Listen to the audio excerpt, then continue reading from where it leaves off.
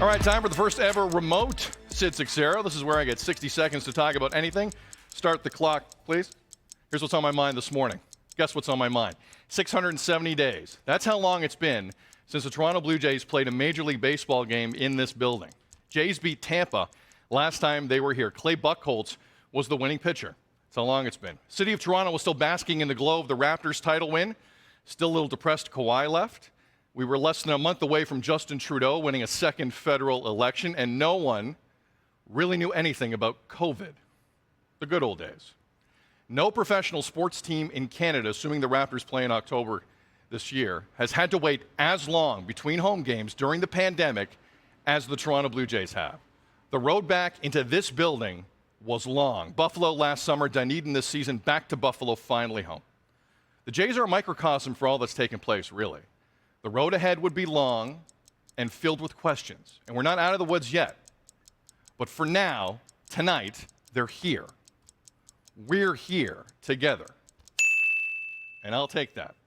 Arden Zwelling of Sportsnet has been covering this team through this pandemic diligently. He's been kind enough to join us from Sportsnet. Arden, I know the Jays made a move yesterday for Brad Hand, a reliever. It's significant. The trade deadline is 4 p.m. Eastern today. Normally, we dive headfirst into that. I've known you a long time. I don't want to talk about any of that. What are your emotions as you got up today?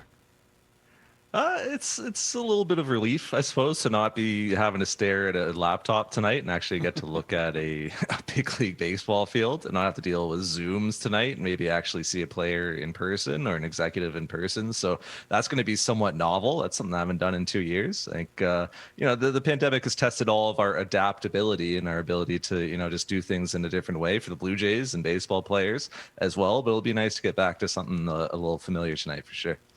This team is 3 games above 500. They are in the wild card discussion. There's a lot the front office has to figure out here ahead of the deadline today. Big picture in terms of moving back home finally, what does it do on the field competitively for this group, do you think?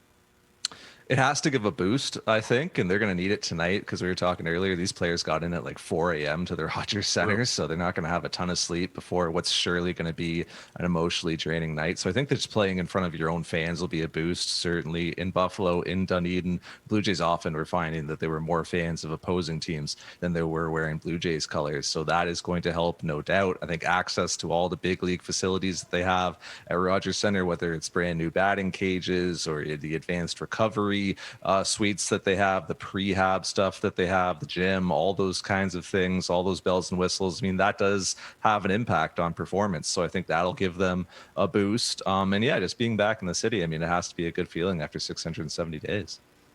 It is going to be a happening tonight. By the way, last time we saw Vladdy in this building, he wasn't like the best player in baseball, arguably. That has changed. A lot has changed. Tonight, 6 p.m. Eastern on Sportsnet. Jamie Campbell and company from this desk with a cast of thousands. We'll get you ready for the game. Arden, enjoy it, and we'll talk to you soon. Hey, be careful on the desk, man. Don't break anything. Leave it the way you found it. I think I already broke the printer.